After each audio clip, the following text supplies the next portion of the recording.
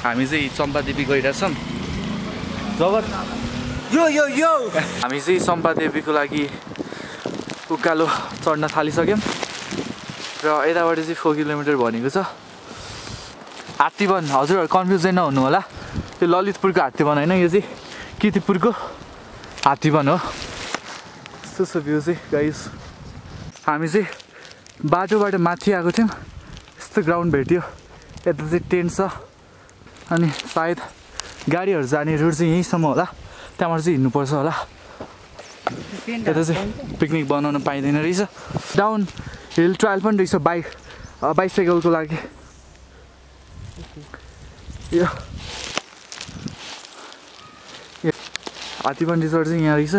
हामी जाने चाहिँ कता हो दाइले सोधौँ? होइन के अरे चम्पादेवी जाने चाहिँ कतातिरबाट? यताबाट हो। हस् एन्ट्री गेट। हामीले चाहिँ यता नामहरू इन्ट्री गराउनुपर्ने हुन्छ फर द सेफ्टी रिजन। त्यही हो। इन्ट्री टाइम चाहिँ 8 बजेदेखि रहेछ अनि हामीले 6 बजेसम्म चाहिँ फर्किसक्नुपर्ने रहेछ। हजुर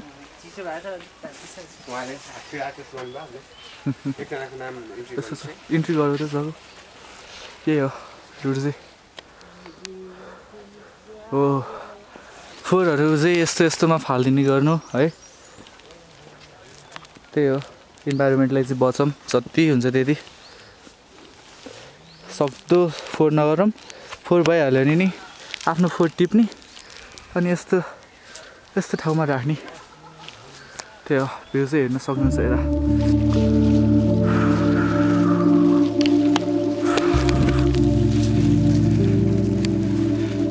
जगत आइ भन्नु त।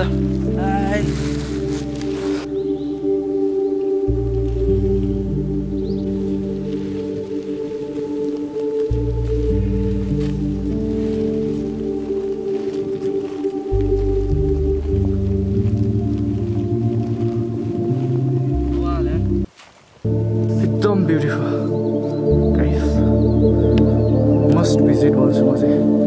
यो हाइक चाहिँ एकदम रेकमेन्ड गर्छु हजुरहरूलाई। एकदम ब्युटी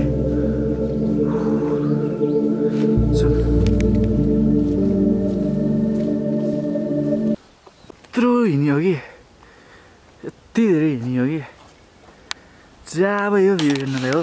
जाब भन्नुहोस् त, जाब यहाँबाट खिच्नु bro. Look at the view. क्यामेरामा त्यस्तो देखिएको छैन होइन।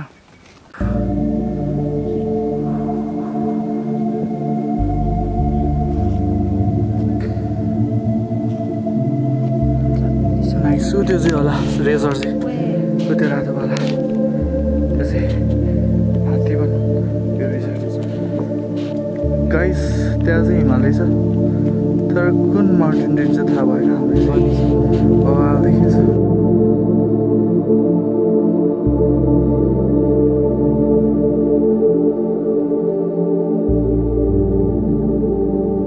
सो एकदमै ब्युटिफुल ट्रायल छ वकिङ।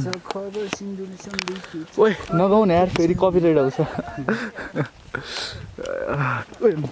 धन्नै लडेको हेर त, बाबा मेस्मराइजिङ भ्यू भन्छ नि, के भन्छ त्यस्तो भरेकोहरू छ। त्यही छ ट्रायल।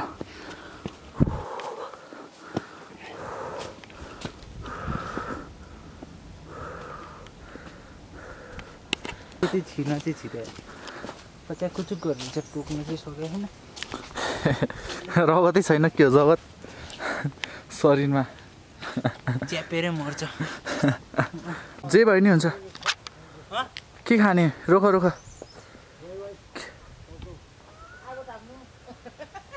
आगो घाम लागिसक्यो, यत्रो हिँड्यो।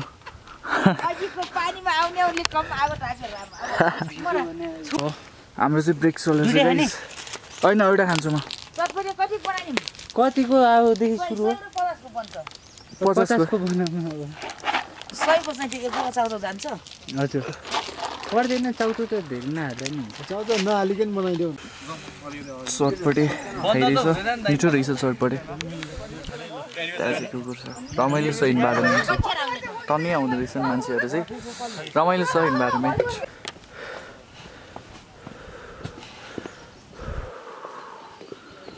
अहिले हामी चाहिँ चम्पादेवी मन्दिरमा पुगिसक्यौँ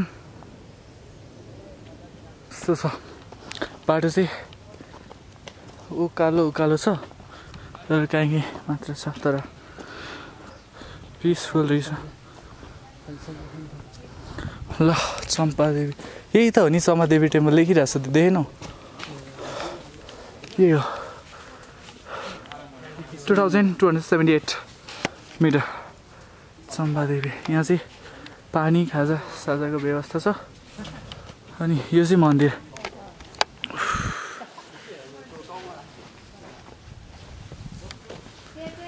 वाह सो हामी चाहिँ चम्पादेवी पुगेर चाहिँ भस्मेश्वर भन्ने डाँडा त्यहाँ चाहिँ भ्यू देखिन्छ भन्ने सुनेको छौँ त्यही भस्मेश्वर डाँडामा चाहिँ हामी जानेछौँ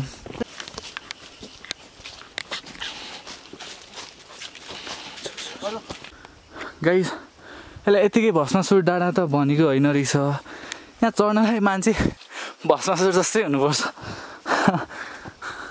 कति ठाडो उकालो छ चियोस् रमाइलो पनि भइरहेछ त्यसको कति टाइम लाग्छ अब यहाँबाट ट्रेकको लागि अर्को डाँडा होला त हुनसक्छ यही हो सायद बस्नु त आमा खत्रै हिँड्नुपर्छ त्यहाँको अङ्कलले त 1 घन्टा मात्रै हिँड्नुपर्छ भन्नु भने त स्क्याम हान्नेछन् हामीलाई गाइस यत्रो हिँड्यो यति धेरै हिँडिसक्यो कि होइन हामी त्यही पनि पुगेको छैनौँ डाँडामा त आयौँ होइन तर यहाँबाट चाहिँ बाटो होइन जस्तो लाग्छ बाटो देखाएको पनि छैन अगाडि चाहिँ चन्द्रगिरी डाँडा रहेछ चन्द्रगिरी के प्रकार त्यहाँबाट देखिरहेछ हजुरले क्यामेराबाट भेट्नुहुन्छ कि हुँदैन त्यहाँ चाहिँ डाँडा रहेछ त्यही अब कता जाने भन्दा हामी चाहिँ दोधारमा पऱ्यो हामी चाहिँ हल्का कन्फ्युज भयौँ भस्मेश्वर डाँडाको रहेछ भनेर वर्ल्ड म्याप हेर्नु पऱ्यो कहाँनिर होला त यार खोज त जगत यही हो है त्यही त्यस्तै छ यार हामी चाहिँ अब ब्रेक यसो के ब्रेक रे केरा ब्रेक त्यहाँ चिल उड्दैछ चिल पारामा चिल पनि हामीभन्दा 300 मिटर तल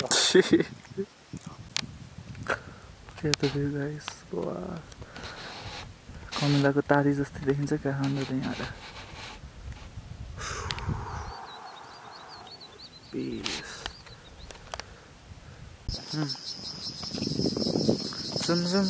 हामी तर फर्किरहेछौँ यसो बाटो चाहिँ स्टिफ डाउन हिल छ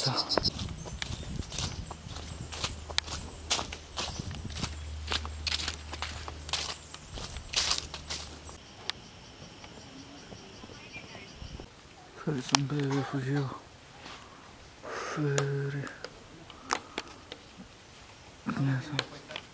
सो माथि पसलको आन्टीले भनेअनुसार चाहिँ यहाँबाट चाहिँ भन्ज्याङ पुगिन्छ होइन यहाँबाट माथिबाट ठ्याक्कै यो ठाउँबाट यहाँबाट त चम्पादेवी नै भयो यो ठाउँबाट चाहिँ तौडा पुगिन्छ भन्दै हुनुहुन्थ्यो अब हेरौँ के छ हामी यहीँबाट जान्छौँ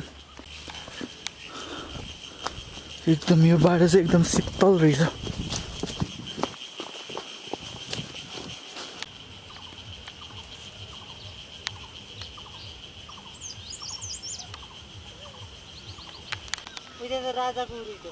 वाउ